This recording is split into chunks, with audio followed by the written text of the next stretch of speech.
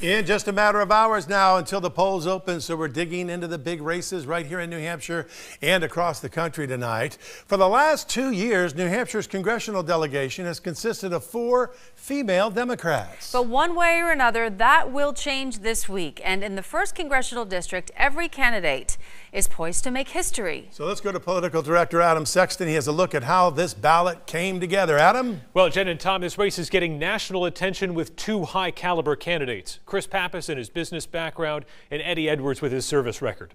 They've been making their case to voters for a year or more, and now it's decision time. Eddie Edwards spent a long summer building his case as a conservative outsider, a Navy veteran and retired lawman ready to stand up for voters against the status quo in Washington. They're not interested in someone who's going to move from election to election, seat to seat. They're interested in an outside candidate like myself who understands service and commitment. Edwards showed he's willing to go it alone and take heat from his own party when he refused to sign a pledge to vote for his primary opponent if he won, citing concerns over character and electability. I've been in plenty of debates with Senator Sanborn, and now, because he's losing on every single principle, every single one, now the party is going to get with him and try to force me to sign a pledge? That's ridiculous. I'm pledging my loyalty to the voters of this state. A strong supporter of President Donald Trump, in August, Edwards received the endorsement of Trump's lawyer, Rudy Giuliani. The folks in CD1 have embraced our president. They believe in an America First agenda. That's what they voted for. They appreciate a new way of governing, a new way of engaging in foreign affairs. Edwards easily won his primary, and in the general election, he hasn't retreated from his conservative principles, saying if he's elected, the 1st District will get a leader who's lived the American dream. In America, you don't have to be born on first base, second base, or third base. You can be born in a dugout like I was, and you can come to the plate and you get to swing it back. And that's the beauty of this country. When Chris Pappas first expressed interest in running for Congress, we caught up with him hard at work in the kitchen at the Puritan back room. He's worked every job at his family's restaurant and says public service and customer service share much in common. I'm never someone who thinks that I have all the answers or that my party has all the answers. I think the answers lie in the communities and people of New Hampshire. While seen as a rising star in the Democratic Party, the 3-term executive councilor's status didn't clear the primary field. Far from it, in fact. He ended up as one of 11 candidates. What do you do to stand out from that field? We've been doing a lot of one-on-one meetings with voters, stops in coffee shops and living rooms and small businesses across the 1st District. But Pappas not only lived up to the hype, he defeated opponents both more progressive and better funded by a wide margin in his primary. On election night, he pledged to honor the legacy of retiring Congresswoman Carol Shea Porter and take the fight to President Donald Trump.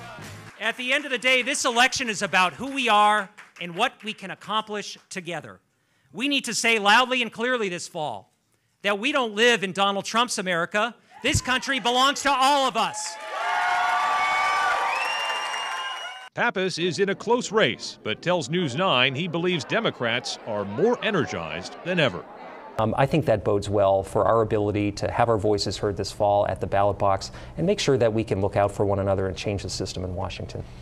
One of the most interesting aspects of this race is how many big forces are at play. 2 underrated ones for Pappas, the support of the Greek American community. This is electorally potent, it's real, and it crosses party lines. And Edwards, of course, has a lot of support among his fellow veterans. Both of these candidates, though, Tom and Jen, they energize people, and that's what makes covering this race and watching it so exciting. It will be interesting, Adam. Thanks so much. Interest in the midterm election started really early. One town clerk says she requested twice as many absentee ballots as the 2014 midterm because voters are energized. New Hampshire's Secretary of State thinks that we'll set a record tomorrow.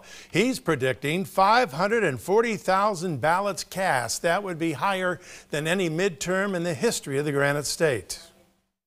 It's interesting. The last 4 midterms have all been between 400 and 500. And then the 3 before that were all between 300 and 400. And then you go to about 40 years where they were all between 200 and 300. The point being, once the state crosses that 500,000 midterm voter threshold, it's likely to stay at or above that mark. long into the future. Mr. Gardner knows his The stuff. nitty-gritty of the numbers, He right? does, he does. Well, getting elected in New Hampshire requires much more than campaign ads and rallies. Granite State voters expect to meet their candidates in person. They sure do. And Adam Sexton joined the candidates for governor on the road, where they talk to constituents one-on-one. On the road with Chris Sununu in Concord, the first-term Republican governor stopped by the Windmill Restaurant to hear from voters about the issues. Education. It's a big one. It is a big one. Sununu favors more school choice. You're getting the parents involved, you're getting the administrations involved, you're getting the schools involved. The answers don't just come out of Concord. It's about really making those folks the stakeholders in driving better policy, better decisions, and better choice for the families. The governor eagerly sat down with this table of Democrats who are hoping whoever wins in November will help improve civility and the tone of public discourse. It's wonderful when you can get into a conversation with somebody about it's polarizing. The issues. I mean, both sides. We're at this weird time where both sides are so polarized here, as opposed to just coming into here and saying, "Okay, it's okay to disagree," but Included, but to talk to a dedicated Republican, if there's a Trump supporter. Just like Republicans would say, it's hard to talk to the ultra dedicated, liberals, which is fine, but you got to be able to have the conversation. Because when those conversations are hard, it's harder to bring those folks to the table. Jack Meany is concerned about retired state employees. I'm a retired state police officer. I'd like to see him just make sure the retirees get taken care of. We had the Decennial Commission come up, which reviewed the retirement benefit. We made no major changes to it. We're finally getting back to a point of solvency. They made some changes years ago, and those seem to have actually had some benefit. So as folks come in, we just want to make sure that we have a competitive package without bankrupting the system, because you got to make sure the benefits are going to be there. Hey buddy, how are you?